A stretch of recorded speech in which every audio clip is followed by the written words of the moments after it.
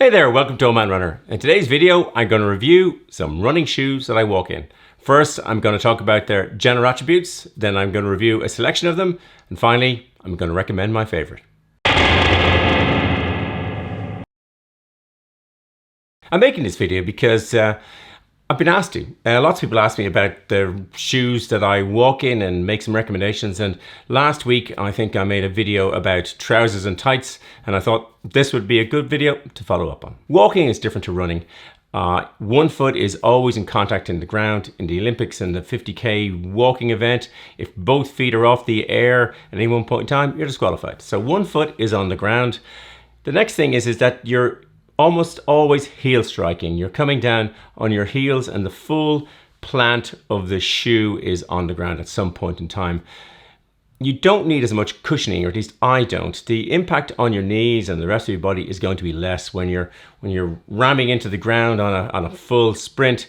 The weight of your body is having greater impact on the ground than when you're walking along at a moderate pace. I choose shoes depending on the terrain. So, well, obviously if I'm picking running, it's based on speed. But if I'm walking, I'm picking a shoe based on the terrain. It could be hilly, it could be gravel, it could be an urban road as I was doing today. It could be weather, it could be sunny, it could be hot, it could be raining. How long I'm going to be out in the shoe. Will I be out for 10 minutes, an hour? And of course the occasion. So it could be that I'm wearing them to work. It could be that I'm just wearing them for a day out on a train or whatever. That's going to have a bearing on what I do. I'm usually picking a color of shoe based on what I like in that particular shoe. And so some of the shoes that I might have that I might walk in mightn't be the color I might otherwise choose. A lot of shoes, particularly from Brooks and Hoka, are available in dark colors that look very much like a running shoe disguised as a walking shoe that you can wear to work without drawing attention to yourself. In terms of cost, I mean, there's a lot of expensive running shoes. I know I have enough of them, but in walking shoes, I think you need less of the technical aspect of the shoe, and I'm particularly interested in performance of shoes. But if I was picking just a shoe to walk in, I'd probably buy one of last season's shoes or one of the ones that were on sale. You get a very good sales on Hoka from previous versions and etc. All of the major manufacturers do, and if they don't, there's always stuff on independent retailers that is last season or even the season before. Typically with shoes, I try and run 300 kilometers in them. That's kind of my, about 180 miles. That's my kind of view before they're worn out. Well proven by a shoe that's actually here. But at that rate, I downstream them. I use them for something else. In a lot of instances, if I was doing running a shoe and then I wanted to start walking in it, I wait till 300K. And so with that in mind, let's jump into the shoes. When I say jump into shoes, but before that, I'll talk about the recovery sandals. This is the Hoka Aura Recovery. I think they call it the Aura Recovery Sandal. It's my favorite. I have two. I have this one and I have the Oofos, which I bought before it. The Oofos, it's all one material. It's like memory foam. It's very squidgy. It's very soft. It's comfortable. Interestingly, when I bought both shoes, at first I was sore around where the toes reached around whatever this piece is called. I would call these flip-flops, but I mean, they always call them sandals. But these are very soft, very comfortable, but slightly sweaty for me, I have to say. Whereas these ones, there's grooves in the sole to allow a little bit of air in and out, a bit more traction down below. I find these are firmer, but I enjoy these more.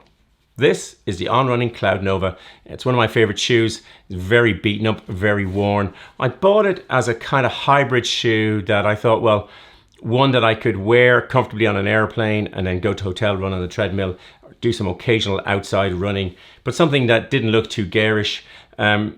This particular colorway, which is I think umber or something, it's taken the dirt really badly. I mean, it really does dirt up. I'm looking forward to the next version. Very comfortable walking shoe, but that's also comfortable to run in. I've run a couple of 10Ks in this shoe. I'm particularly fond of. Looking forward to a new version. This one, worn down as it is pretty much shot. This is the Nike Invincible Run Flyknit. It's the softest of my running shoes and the softest of my walking shoes.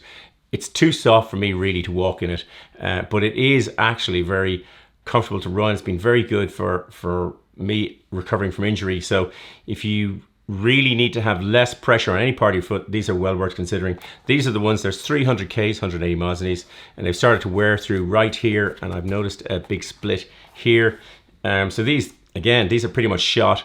I wouldn't walk in them very often. With my running shoes, I walk at the end of the run as a cool down, but I don't sort of then take them out and go walking them on another day. I tend to have specific shoes for that. But yeah, a shoe I'm fond of and well worth considering if you're looking for a very, very cushy walking shoe. The on-running Cloud Ultra waterproof. You may have heard it rains here in Ireland, and these are my first of my waterproof shoes. A dark color. I don't really like these. They look very funereal, and I've never found them really comfortable. I never run in them. I walk in them occasionally, but I found a better pair to walk in. The video, funny enough, the video that I made of these shoes, and there's videos of all of these shoes that I'll put in the descriptions, has proved to be quite popular. A lot of people seem to watch it. So it is waterproof. It does exactly what it says on the tin. It's not as comfortable as I'd like, and in this colorway, something about it doesn't really grab me. On the other hand, or the other foot, the on-running Cloudventure waterproof. This is a waterproof shoe, but more of a trail shoe. I love the look of it. I go walking on the beach. I've gone running on the beach. I wear this pretty much everywhere. This has replaced pretty much the other on walking shoes. This is my walking shoe of choice. Underneath, very grippy, and is waterproof, and it seems to stay reasonably clean all the time. I haven't cleaned these at all since I've had them, and I'm walking in them every day, and yeah, this is a great choice. The Nike Wildhorse 7. Had such fun running these, and I'm still having fun running in these. If you found the Nike Invincible Run Flyknit too cushy, this has got the Nike React foam in it. It's more stiff. There's lots of grip on the outside and lots of lugs for traction. I would use these on light trail walking. They're not waterproof, but a nice, comfortable shoe, and like a lot of trail shoes, hold you securely in them. The Brooks Transcend 7, great shoe. It's been replaced by the Glycerin, but this one has 300 kilometers on it. It's barely worn. I mean, there's a little bit of wear here. If you're looking for a long life shoe, I can thoroughly recommend these. I mean, there's almost no wear in them. I mean, you could get a lot more out of these than I've been doing. I will walk in these occasionally. The colorway doesn't always suit what I might want, but a wonderful pair of shoes, being replaced, as I said, by the Glycerin. Brooks have a wonderful website to help you with a decision tree as to what shoes to buy, but your injury, your distance, where you're planning on going. Thoroughly recommend you have a look at that. And as I said, they have lots of versions in darker colors. So if you want something demure, head over to Brooks. This is the Hoka Bondi X, the carbon plate version of the Hoka Bondi. I'm not saying you get a carbon plate shoe, but these are Hoka's cushiest. I'd probably buy, if I wanted just to walk, I'd go for the non-carbon plate version, because the carbon plate version is quite expensive. Again, I'll put all the costs down below. But it is a comfortable shoe. This is a comfortable shoe to walk in, very plush. Yeah, this is a comfortable shoe, but I wouldn't get the carbon fiber version. This is Nike's Next Percent Tempo FlyEase, the FlyEase for getting in and out. You tighten and loosen this. Great shoe. I wear this for flying when you need to take the shoe on and off pretty quickly. You can run in it. Again, I could use it on a treadmill if I wanted to. I made a video running in Chicago in it. I brought them down to the beach last week for the trousers and tights thing, because when you're changing in and out of tights and trousers on a cold, windy beach, it's very handy to be able to slip on and slip off. The system does work, and again, there's a separate video of it. Yeah, this shoe grabs attention like no other pair of shoes I have. If you can only pick one shoe, this is the shoe I'd pick. The on-running Cloudventure waterproof. You can pretty much do everything in them. You can travel in them, you can run in them, you can go up and down trails, you can get rained on and still be comfortable. It's a great shoe. These shoes weren't bought for walking, but that's just what they'll do. I hope you enjoyed the video and found it useful. If you did, it'd be great if you hit the like button. As always, there'll be lots of links in the description below, and I'll happily answer any questions that you put into the comments. There'll be a big blue subscribe button popping up there, and some rated videos there. Thanks for watching. Until the next video, just keep walking along.